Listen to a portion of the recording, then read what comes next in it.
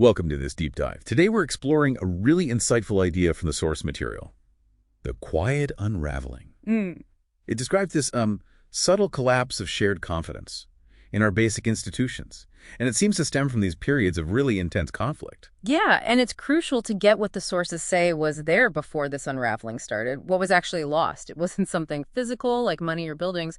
It was an invisible thing, this quiet, shared trust in the system. Okay, so like a baseline assumption of good faith. Kind of. There was a time, the sources suggest, when numbers from an EPA scientist, they were just seen as numbers, or the person processing your tax return was, just doing their job objectively. Sure, the system felt slow, bureaucratic, even frustrating. But that slowness, weirdly, was almost seen as proof it was neutral. So the bureaucracy, the very thing people complain about, was maybe a sign of its impartiality. Interesting. So what changed? What did the sources point to as the trigger? Well, the catalyst seems to be the arrival of a new mandate, a really powerful one. And it came with this absolute conviction, right, that the slowness, those breaks we just talked about, wasn't a feature, it was a bug, an obstruction. The whole mission shifted. It became about speed, efficiency, getting things done now. Okay, you mentioned new people came in focused on delivery. So what did that look like on the ground? Did things really speed up that dramatically? Absolutely. The sources describe it vividly, like an engine roared to life. Suddenly, decisions that might have taken years were happening in days, weeks maybe. There was this immediate success in cutting through red tape. Wow. But power also got really consolidated, held, quote, in a fist.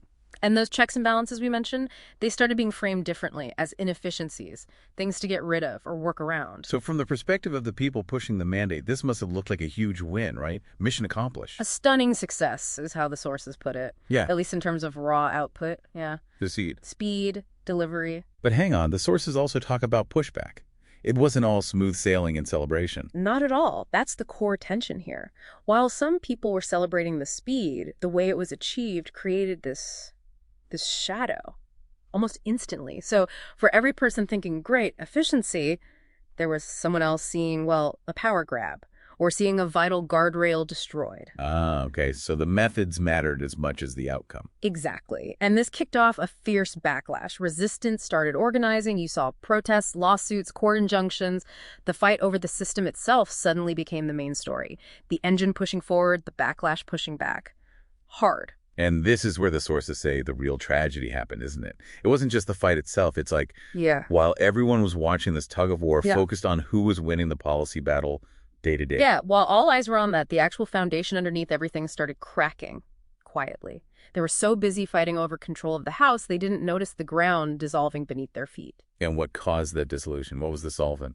It was the growing perception of politicization. This creeping idea that everything was secretly political. That maybe nothing was neutral, that thought it's all political anyway. The sources call it a universal acid. Universal acid. Yeah. And it didn't just stay within the main conflict, it started leaking everywhere, dissolving trust across the board. So because the system was prioritizing speed, maybe over that established neutral process, people started thinking neutrality wasn't the priority anymore. And then every action, even if it was neutral, got viewed with suspicion. Like, what's the real angle here? Precisely. You see the examples in the sources, like a town council just refusing federal guidelines, saying, why bother? It's just their agenda. Or, a scientific journal publishes a big study. And the first reaction online isn't about the data, it's skepticism. Who paid for this? What are they really trying to sell us?